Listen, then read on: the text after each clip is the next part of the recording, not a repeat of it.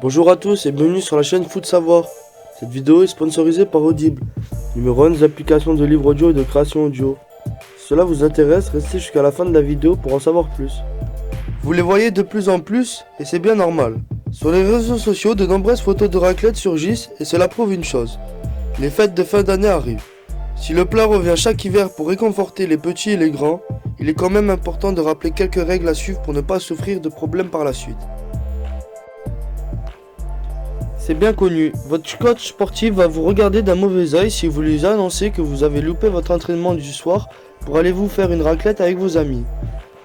Le plat est extrêmement gras, pommes de terre, fromage, charcuterie.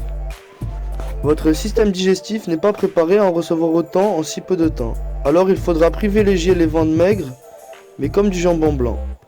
Limitez également l'apport en sel, qui est bien trop souvent et également de pair avec le gras. C'est aussi un phénomène qui va de pair avec la raclette. La convivialité qu'impose une raclette provoque deux choses.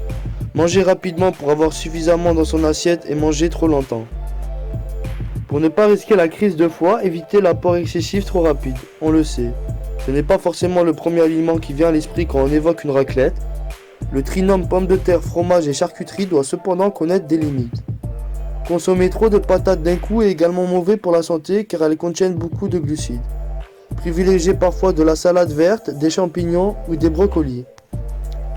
Alors évidemment, il n'est pas dangereux pour votre santé de boire de l'eau pendant une session raclette. Cependant, en boire une trop fraîche permet au fromage fondu de se durcir et compliquer la digestion de ce dernier. Par la suite, des petites boules vont se former dans l'estomac et provoquer quelques douleurs. Pour accompagner votre raclette, prenez du vin, mais pas en trop grande quantité, ou du thé. Pour clôturer ce repas festif, il est souvent requis d'apporter un bon gâteau ou une mousse au chocolat à la vie. Pour éviter des passages aux toilettes non désirés, privilégiez une salade de fruits ou alors rien du tout. Votre estomac vous en remerciera, tout se jouera le lendemain essentiellement.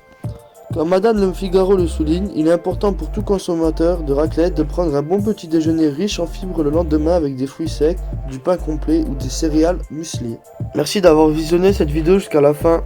Si tu as soif de savoir, de connaissances et que tu vas apprendre tout en te divertissant, les plus de 400 000 livres et enregistrements audibles sur tout sujet confondu sont faits pour que tu puisses t'instruire et suivre tes activités en même temps.